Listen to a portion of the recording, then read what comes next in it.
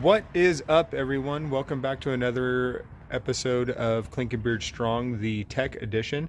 Today we're going to try out some new tricks and hacks on this power steering system. So why don't you guys go ahead and follow along.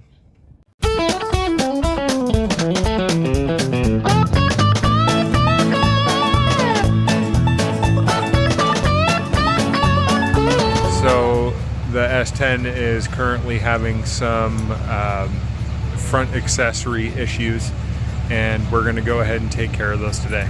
So let's go ahead and take a look at that, and you guys can see what we have going on. So as you can see, we don't have a power steering pump in there right now.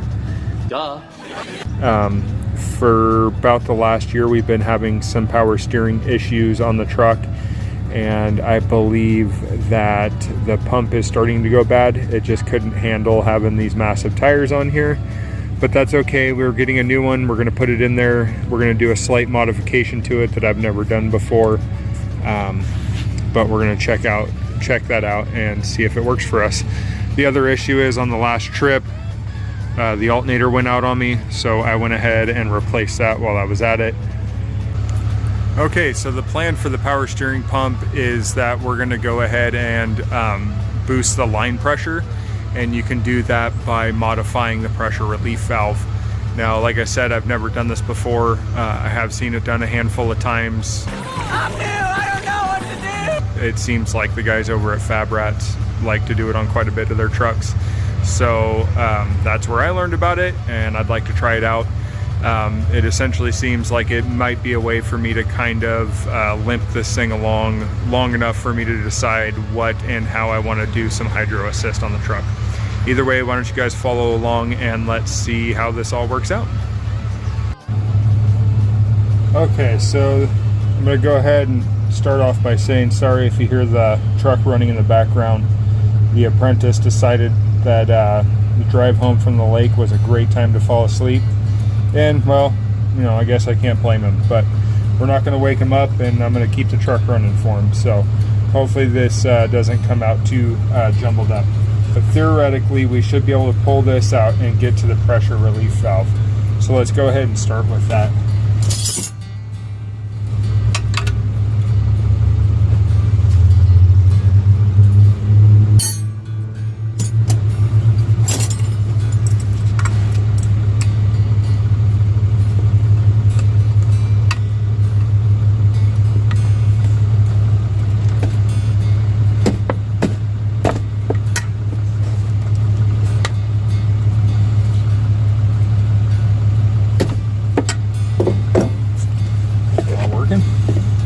Not working, but why?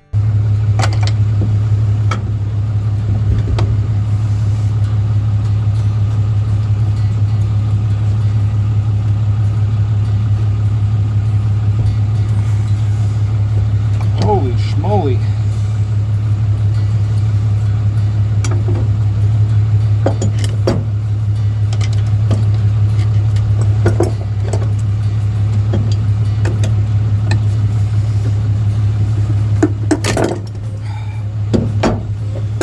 Took way more than I thought it should.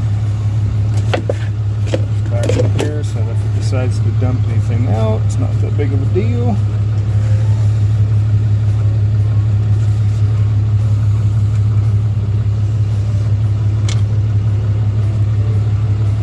Okay, so that's kind of like an orifice in there. I'm gonna have to figure out what I did with the magnet.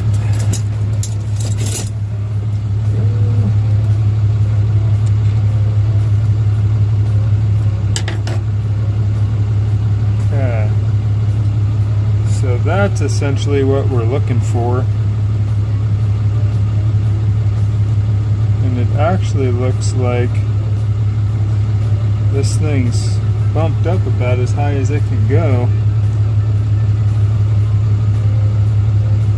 I guess we'll see if we can get any more of a turn out of that.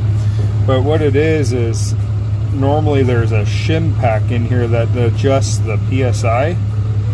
Basically, like when you turn it all the way to its lock and you hear that kind of weird noise, that's it.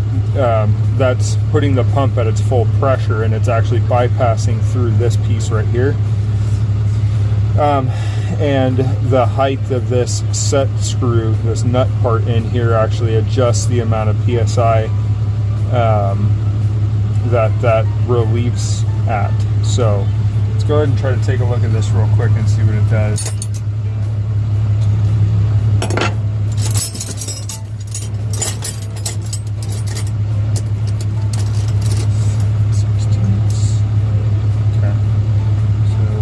Grab the vise and we will see if we can get that going. Okay, so the surface of this, as you can see, that's a machine surface, so you need to be really careful with that. So we'll go ahead and we'll throw a couple blocks of wood and apparently a pincher bug in there. Didn't realize it was already pincher bug season, but apparently it is.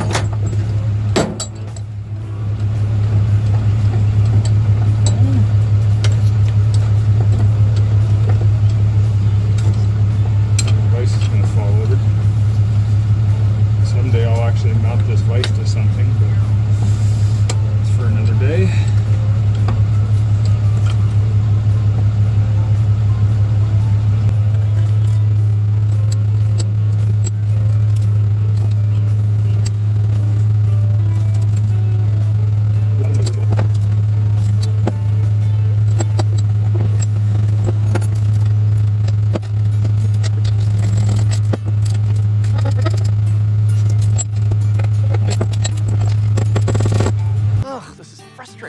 Okay, 16 different attempts later, and I finally found a system that'll take care of it. That was surprisingly tight. Mostly it's just they've got a lot of Loctite on it. There's actually a lot of junk in here. It's weird.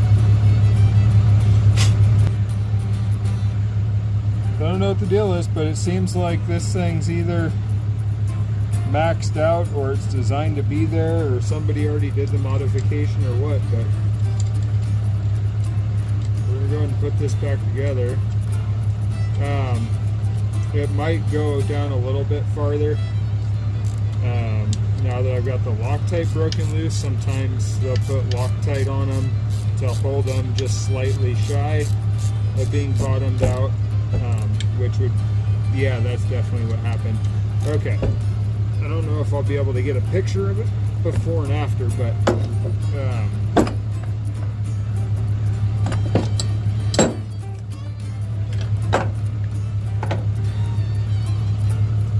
okay, so apparently like 100% factory position is like a 1/16 of an inch gap in between the nut here and the body, and that is right around 1,000 PSI, and this is all like some random dude on the YouTubes stating that, so I don't know how true this is, but you know, so roughly a 1/16 is like factory PSI, which is like 1,000. Where it was at before was either there or down to like 1,200 PSI, which is like a 32nd of an inch. And there was Loctited there, which held it just slightly shy of these two surfaces touching. So breaking the Loctite loose has let me drop this thing all the way down. And theoretically, this should put it to where the pressure bleed off is at 1,400 PSI, which should greatly help with the drivability or the steerability of the truck. And again, like I said, this is mostly just me trying to figure out a way to kind of limp this thing along until I figure out what I want to do as far as hydro assist goes. But we're going to go and throw this all back together, and then we'll see how it works. Okay, we're going to go ahead and throw this back on the truck, and hopefully it all works out nicely. Now, I do kind of feel the need to state this just because we do live in our current times, and well, you know, people are always looking for excuses anywhere, but anytime you modify anything, whether it's parts for your truck, it's your truck yourself, if it's a fork.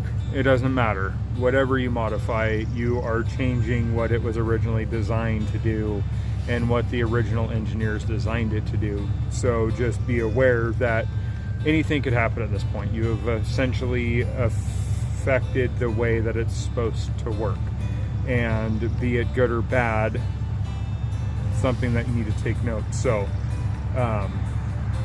I don't recommend doing this. I do need to say that it is what I am doing because I am willing to take the risk that this may cause damage to other parts in my vehicle. But it's a risk that I'm willing to take. So disclaimer over, and let's get back to putting this truck back together. Okay, well, the apprentice decided to wake up from his truck nap, and that meant I wasn't able to get the power steering pump done until after dark.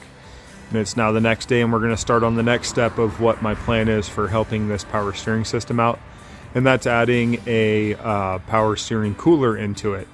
So let's go ahead and turn you around, and you guys can see what you can see kind of what's going on here. On these S10s, they have this like what they call, I guess, a power steering cooler.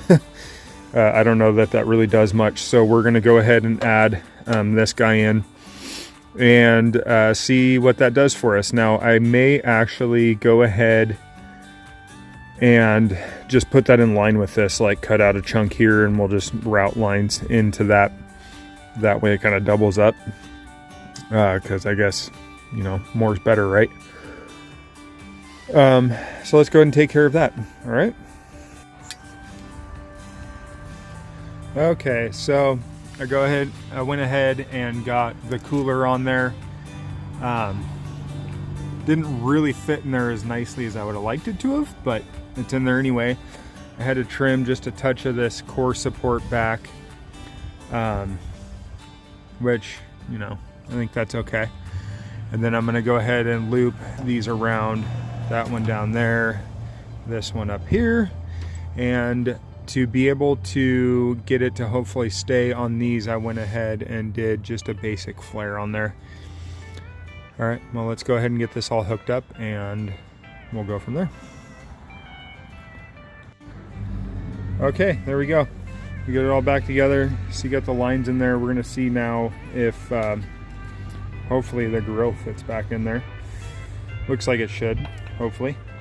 And then we will go ahead and fill this guy up and kind of slowly try to prime it and see if this thing actually steers nicer.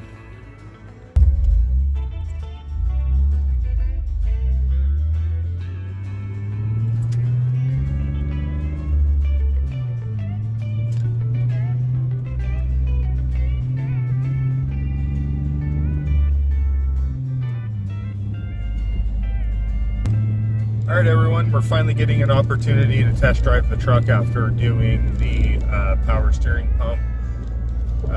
The modification to the power steering pump and the additional cooler. And I've probably put, I don't know, maybe 10-15 miles on it since then, and all seems to be going well. Now granted, I haven't done any wheeling with it yet, so I don't know how it's going to do as it starts to get hot. And I haven't really put the steering under any pressure, like getting into obstacles and stuff like that. But so far it seems to be driving a lot better. Because before doing the box, even just driving it down, you know, a couple miles, I would start getting some steering fade at that point. So I will definitely keep you all updated as to how it feels once we start getting it back out and off-roading it a little bit. But so far, the modifications to the pump are a big thumbs up. Either way, hope you guys enjoyed this little bit of technical info. We're definitely going to probably be bringing you a lot more technical info over this summer, because I don't know that I'll be able to get a chance to break away from all the things we have going on to do a lot of off-roading. But hopefully I'll get to do some of the modifications and upgrades to the truck that I've been you know, collecting parts for over the last, you know, year or so. But if you guys enjoyed what you saw, go ahead and give us a huge thumbs up. hit the subscribe button and throw us a comment if you have any questions or any suggestions or any experiences with what we've done today. And we'll catch you guys on the next video.